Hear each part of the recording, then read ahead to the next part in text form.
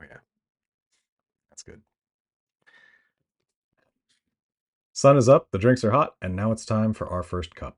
Today, belief. So I have ADHD. I've had it my entire life. Uh, it's been so obvious that when I was a kid, educational professionals, teachers, multiple, many years in a row, told my parents and me, hey, you should get that kid tested, right? And to add a little bit of extra flavor to that, I grew up in a place that did not necessarily think that uh, mental health stuff was anything more than, oh well, just try harder. Like very conservative in terms of their thought and in terms of how they conceived of these things. And teachers were still telling my parents year after year, right? Now, I didn't ever get formally tested or seen by a professional about it for two main reasons. One, my family's healthcare plan was essentially the are you bleeding out? If not, then we're not doing anything about it. Healthcare plan. That was number one. And number two, my mom was vehemently against psychology and psychiatry, mostly because her mother, my grandmother, was vehemently for those things. Sins of the father and all that. Hmm. Well, and I'm here hearing this from hearing competing information from authority figures in my life, right? And like many kids, I chose to go with the authority figures that I was genetically related to. And so, a lot of my schooling, all the way through high school, in fact, I just said, oh, well, I don't have ADHD. I just need to try harder, do harder, right? And it worked out pretty well for me through high school. I mean, I graduated, I got accepted into a lot of places. Harvey Mudd, MIT, uh, University of Arizona, lots of great places, right? Um, but when I went to school, my first freshman year did not end with, let's just say it didn't end with nearly as high marks. You know, I went from having I was like 23rd out of like 750 plus students at high school, and I had a 1.24 GPA at the end of my first freshman year. It wasn't just because of the undiagnosed ADHD. There was a lot of other stuff going on. That's another video, but the undiagnosed ADHD definitely had something to do with it, right? Um, but something that happened about 6 months after I got kicked out.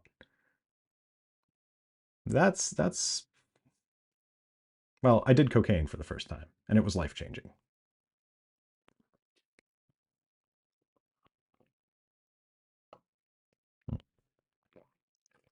Now you might be asking yourself, what can be so life changing about cocaine?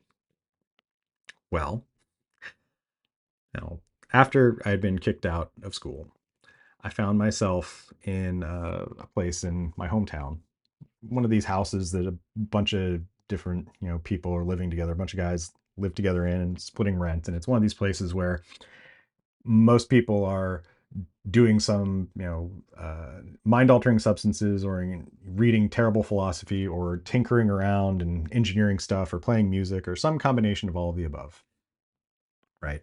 That's where I found myself. I was living in the garage, right?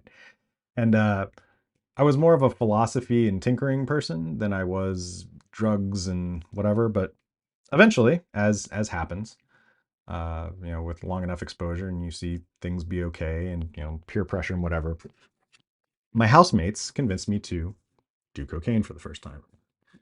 Like, all right, cool. So I did a couple of rails right there on the kitchen counter. Um, and what followed was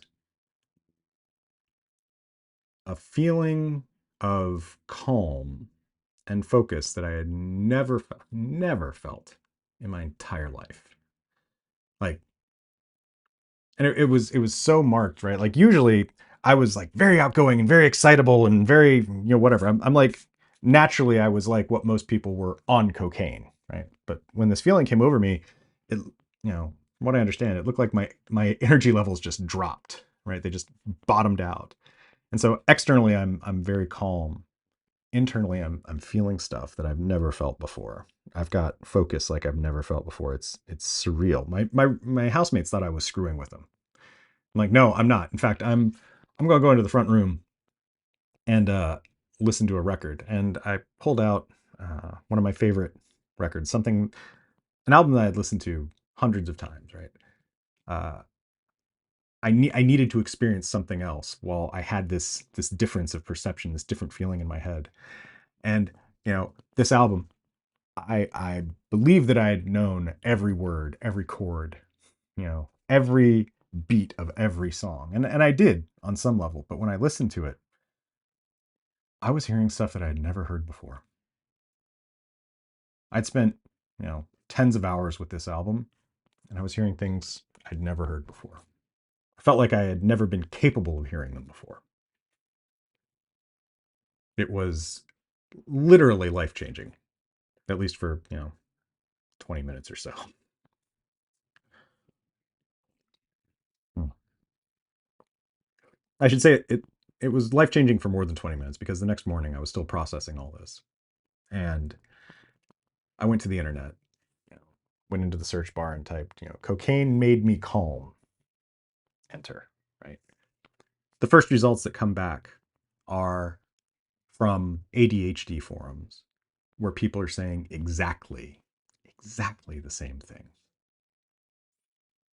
I read like everyone. I spent half the morning on the goddamn internet.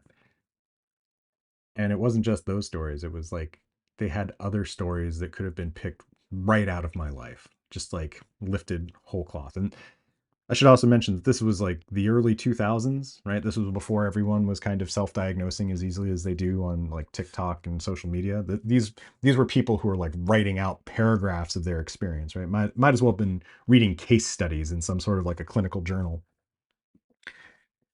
And I had never felt so seen, right? And this was strangers on the internet just relaying how ADHD had impacted them and their lives and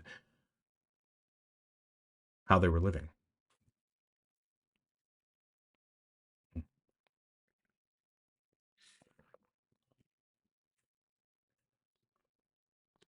And thinking about that moment, that moment was instrumental to me starting to look into behavioral stuff, which was essentially all I could afford at that point.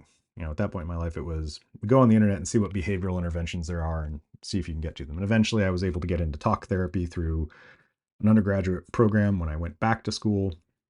And then when I went to graduate school, I had like full on insurance for the first time. So I was able to get pharmacological intervention, and that was even more life changing.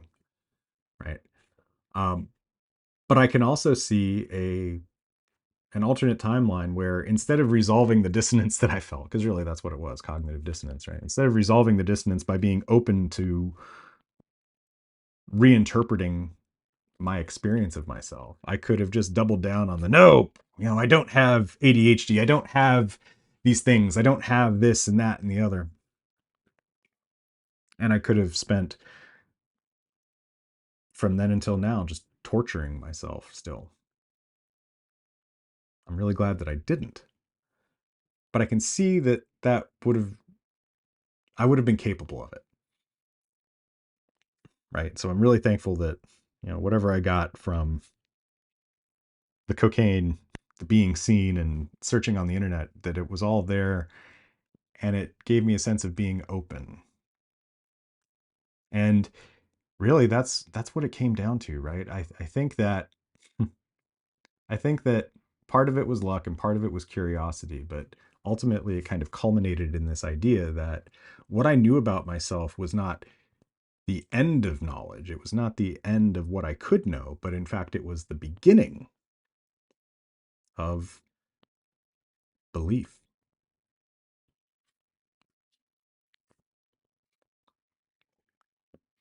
Mm.